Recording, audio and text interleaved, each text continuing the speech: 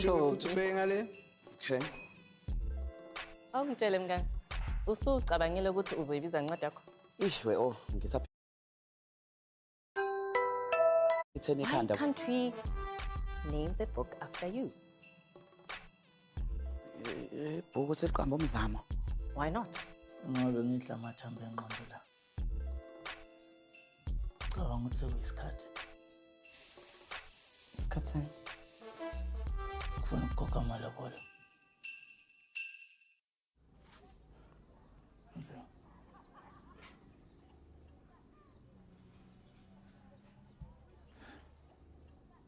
Isithando senhliziyo yami manzima. Kuningi kakhulu engihlale ngicabanga kuleli ikhanda lami. Ngiyapheka ngiyathulula. Akukho kuphuzile ngicabangayo. Wena ungakho empilweni yami. Ngifuna ube undlunkulu emsini kababa. Hawu yazi ngikhathele hawu ayi. Manze, awungithandeni. Hawu ngiyakuthanda impela. Kodwa ayazani ngaleyo ndlela ukuthi singaze sikhulumile bazamalobola. Asikho isikhathi esingasichitha ukuthi ubone ukuthi ngizizwa kanjani ngawe. Ngiyijonge lisazi ukuthi lifunani ngaphansi komthunzi welanga manzima. Njengamanje ngifuna wena. Hawu Ngiyangithanda, ngiyakuthanda. Ngifuna umhlaba wonke ubone ukuthi ngizizwa kanjani ngawe.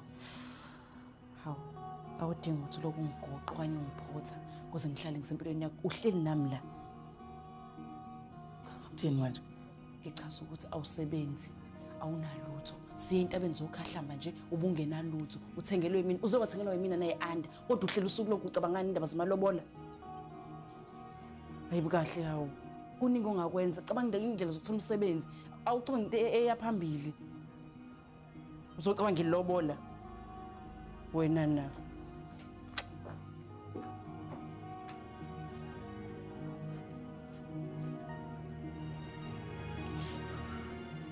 Kuzelela zonsizwa, kuzelela abo bantu.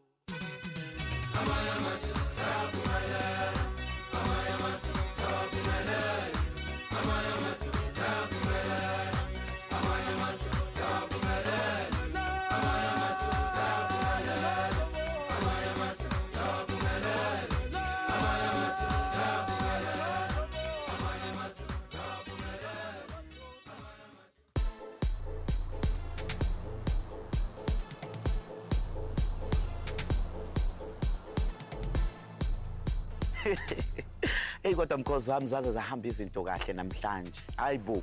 Hayi mina sengifuna ukubona nje ama results kuyithombe ke-final products. Umhlaba bokungowakho mngani. Thina hayi thina shembe siphelezele wena. Pho ubani ozofunda umzamo? Kodwa Nkosi yami Xoli kwavele kwashwaba namathombe esiswini. Lalela. Uyabona ke lapho bengicabanga ukuthi mhlambe ngicele wena mngani wami ngoba phela kunini ungeseka ngiphinde ngicela uSibu bese ngicela no Sara. Kuhle lokho mngani ne, kodwa we have to think strategically. Bengicabanga ukuthi silethe ama influencers for a table read. Uyacabanga nje people with large followings sharing that they are part of the exclusive table read. It becomes more than just reading. Kuzoba indlela yokuzimaketha leyo. Uyawazi ama influencers ayathanda ukuxhosha about being part of exclusive things. Bazofuna ukutshela wonke umhlaba, baposte, bafake nama hashtag azokwazi ukufinyelela an audience who might not have discovered it otherwise. Yazi uthini Xoli angifuni uqamba amanga. Le idea yakho yinhle. Kodwa ke i-challenge enginayo ukuthi yawazi ama influencer ayathanda ukuthi akhokhelwe imali enkulu and anginayo ibudget enjalo njengamanje. Kunganjani mhlawumbe mase sicabange indlela yokumaketha kodwa engeke izizilimaze kakhulu ephaketheni. Kube ukuthi mhlawumbe ke uyabo siyacela lena le kodwa ingasilimazi ngoba uyazi imali esinazo kumele ziye lapha kwilontshe. Angithi wena usebenza nosaziwayo lapha emsakazweni. Kodwa Nkosi yami. Usho ukuthi usuchaza ukuthi akugcwale phela iKMash FM konke lapha kwi-book launch yami. Ayingeke ngibadingi nje laba ayi. Yazi mina bengicabanga uSel Beyonce. Umuntu onjengayo with a radio influence, a huge following, a strong personality. Angaletha amehlo and credibility and energy needed kule project yakho yazi? Kodwa uSel Beyonce anginayo isho ngaye. Hayi Chomi cabangisise kahle lento. Abantu bayamthanda uSelby. futhi basathanda ukumamela iradio. Yeah. You yazi ukuthini Xoli? Ngiyayizwa into eshoyo. And I think i-idea enhle kakhulu. Mhlawumbe ngizozama mina ukukhuluma noSelbeyond masiqeda i-interview namhlanje. Okay, sharp ngiyabonga wona.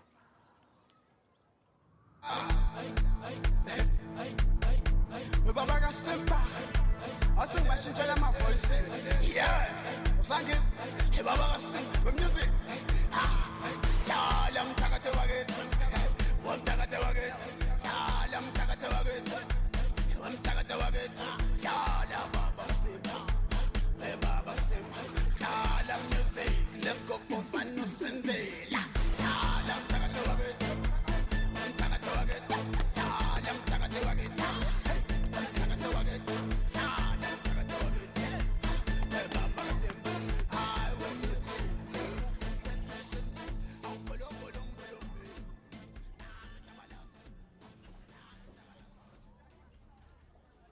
Sawubona Sithando.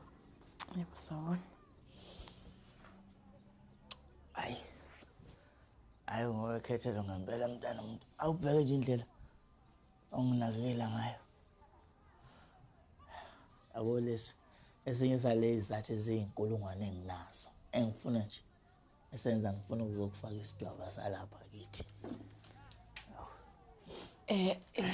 Awucabanga mhlambe uthathe impahla zakho. Uye nazo kwakho. Khuluma ngani manje? Uthi ngikhohle ukutshela ukuthi nginesemina yonesi eCape Town. Ngizohamba nje insukwana kodwa ngizokufonela mangibuye. Ukudla bese ngikwenzelile kulapha kwi-microwave. Bengizocela ungishile ukhiye phansi kwecarpet masuhamba.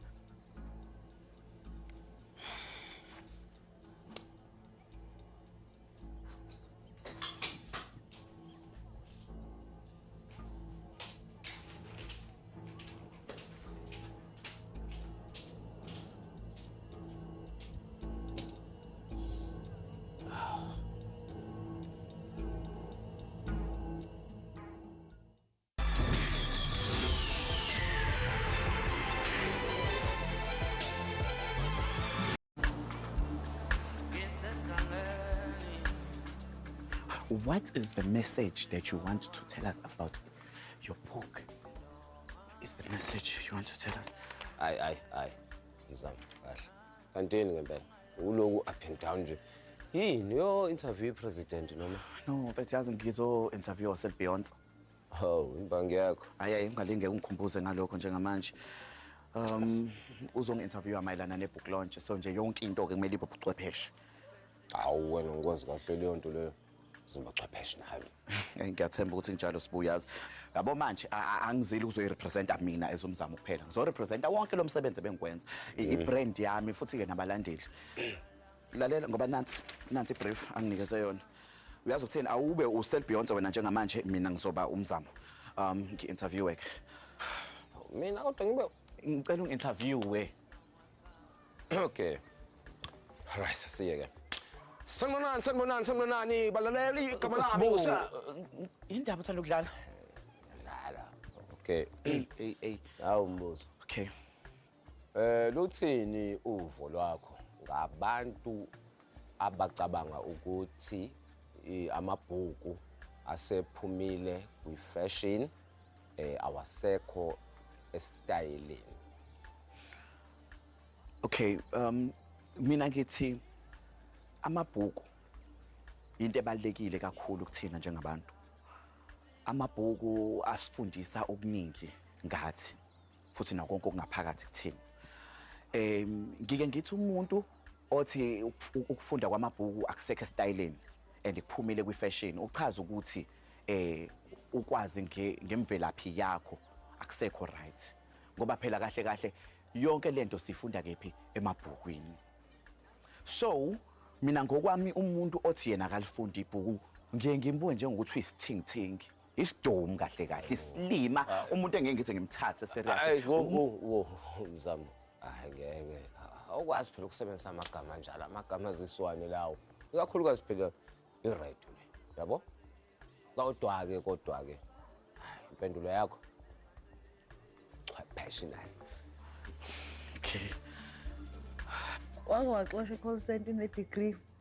Khona bengazi ukuthi phela vele lo msebenzi awungifanele. Yabo ulow kodwa ngathi angehlisi. Yabo impakami. Ngisebenza nje ngokuyikhandla. Ngayikhandla ngasebenza ngasuzana. Ngaxoshwa. Nzima. Kodwa swazi sisi.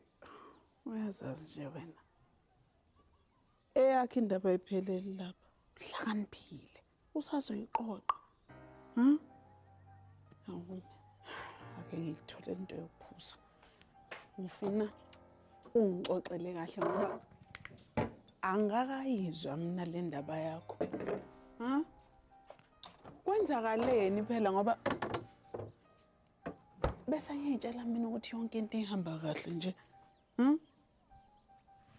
Mina khuluma Nkosi yami, ngiyazi ulambile, blood sugar ilow, thatha nanakho wehlisa umoya. Xoxe nami, ungixoxele ukuthi kwenzakaleni bengithi mina ubusujabule nje.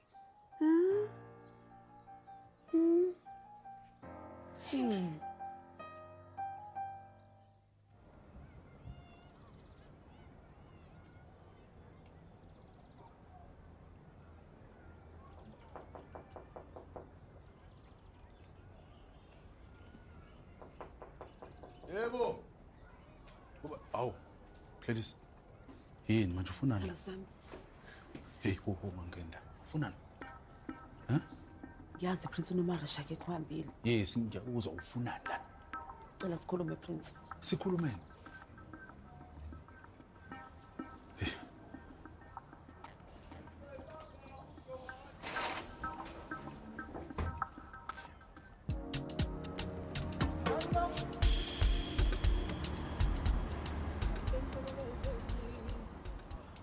Okay, but ngiyabonga yazi ngiyavula la i-email and ngiyayibona. Those are just the first few book cover designs I've been working on. You can make some recommendations and I'll make the tweaks. Okay, perfect. Ukuthi nje ngidinga ukuthi lama covers ekhulume istory samzamo. Kulungileke mzamo. Okay, kulungile ke. Bye. Okay, athina ama notes la, athina ama notes. Okay. Ukudabuka komhlaba kukhuluma ngomzima osudlule kubona, intaba ekhuluma ngokuphumelela. Okay. Impande zesihlahla ziveza ukuzithoba kwakho nokuyazi imvelaphi bese kuthi ke ama butterflies ayayichaza. Right. Good morning to our best-selling author. Awu, kodwa Nkosiyami usalapho kuyiphuzo la best-selling author ngidinga ukuthi ungisize awubuke la. Yabo nje la. Ngene nama butterfly. Okay, sazi inhle zonke. Izinhle zonke mngani kodwa ngiyasithanda ke leso. Yabona lesi sihle, si soft, si symbolize i-transformation. Yasiba? Ya sihle impela mngani.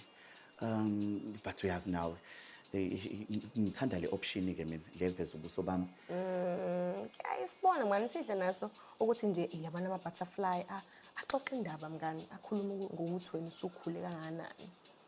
Ngiyama?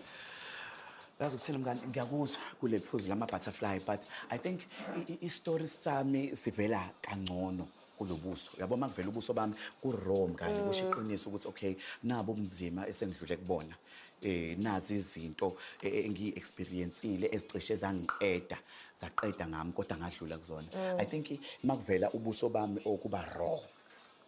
Okay, yazi basuyibeka kanjalo ke mngani. Ubuso bakho bunayo leya nto man.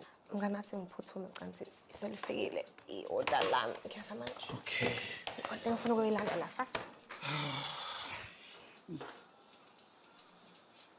Ngiyazi Prince ukuthi phakathi kwami nawe seziningi izinto sizivule kuzona akhambi futhi kahle kodwa nesixazululo enginaso sizosiza sonke. Asikho isixazululo. Lento engiyibona uwena nje uconfused la. Kwamina ngiyazi ukuthi kwenzakalani phakathi kwethu. Ufuna iPrince ukulizo wena. Ngiyakuthanda Prince. Ngiyacela Prince. Into Prince. ngithanda yona. Mina ngimove on nempilo yami. Na uzama ukuthi umove on. Please. Azizolo Prince sikwitho. Bekuyimina, wena, uPhopozi, yazi ngibona sumndeni umndeni engafuni ukungidusa Prince. Sho le ndawo oyithola wena awuyibambi kahle ukuthi lalela la sengimuve on mina Gladys. Ngicela nawe umuve on please. Ngiyacela Prince cela ungilinde ngiqede Prince. Wazi Prince uphila ngaphandle kwakho. Ngiyakudinga empilweni yami. Yes, nami ngiyasho nje ngithi bengikudinga ngikuthanda kodwa manje angikwazi ngahlwana noMarasha ngenxa yakho la. Ayekho uzohlukana nomunye Prince. Mina noMarasha soba abafazi bakho Prince. Ngesihlukane nawe.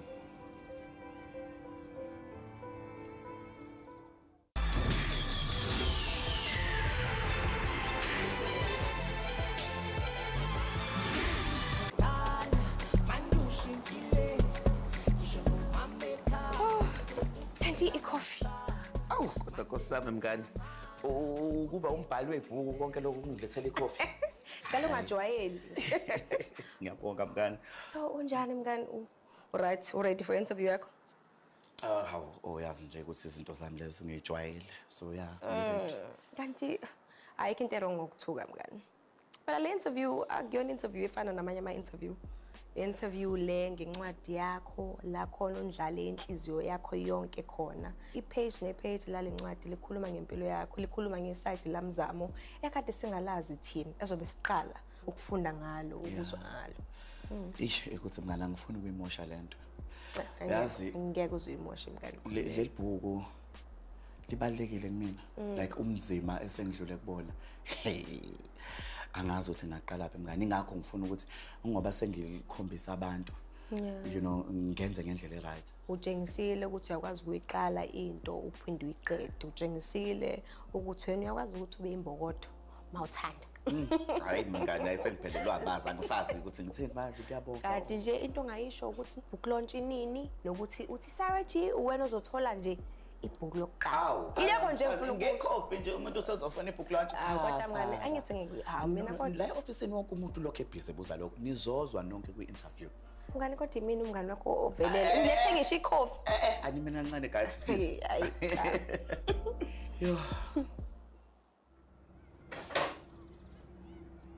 Yazi Prince la kwaZulu isithembu into ekhona. Baningi abantu abasifazana abashera indoda eyodwa. Kungcono ungena esithenjini kunokuthi ngabe ngiyilahla kubantu besilisa. Ngabe ngiqoma wonke amadoda lawo.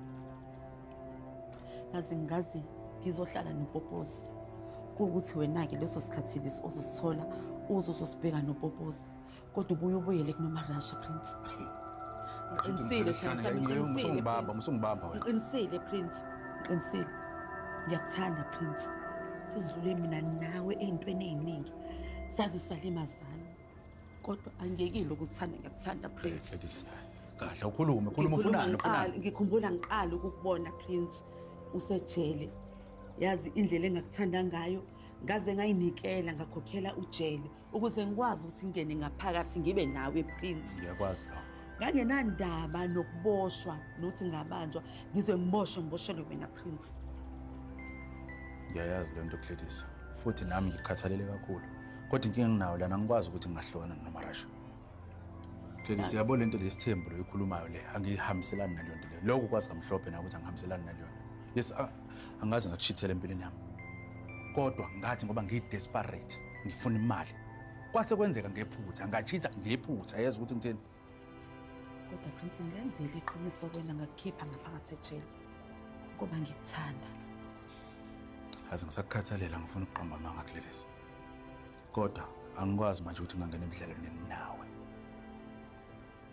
Musu kungibamba ngeke phela ngithi ngikhuluma nawe ngeke kanje Prince ngiyakucela Prince ungayilahli into ebisisiyakhile mina nawe. Ngiyakuthanda Prince ngiyakuthanda ungangilahli Prince ngiyakuthanda. Ngikwazi ukuphila ngaphandle kwakho Prince. Yazi Gladys. Cela ukuthi ungenzele kanje. Thatha ishophana sakho uphume la bese uqhubeke nempilo ungishiye phansi please. Prince ngiyakuthanda.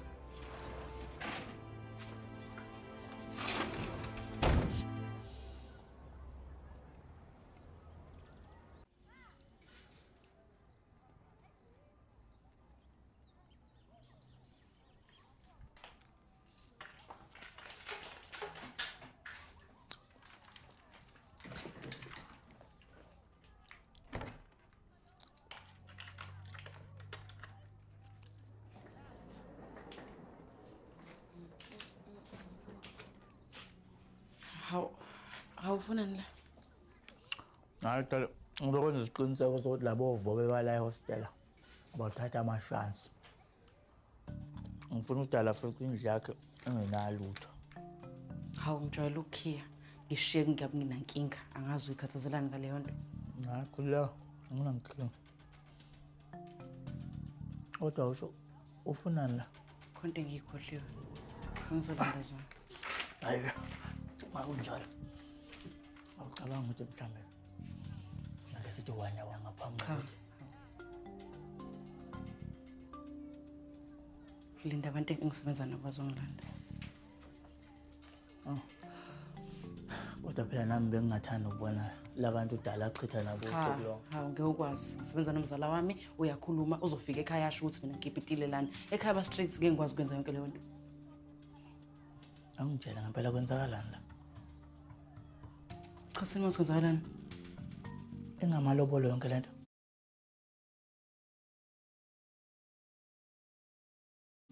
Cha, ayikho ngamalobola. Ngitshela iqiniso phela kwenzakalani? Okay, hawu angiye Cape Town. Qambela manga sonke lesikhathi. Ayiqambela manga ngidinga space. Ngathanda ukuthi ungabikho la. Ngiqambela manga. Wakuhamba kona uyahamba? Cha, angiyindawo. Angithi ngokuthi ngila.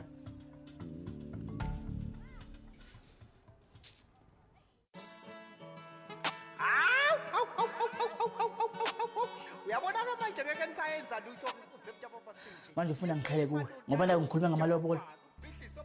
Amalobolana hawu. Ubunge nje wena. Undlunkulu wami wena. Bengenje makwenze njani? Undlunkulu wakho ungazela phawu. Sobe ngicabanga ukuthi kunganjani namhlanje mhlawumbe ngihambe nawe meeting ngibe khona ngizobuka nje kodwa ayikho into mhlawumbe engizoyenza.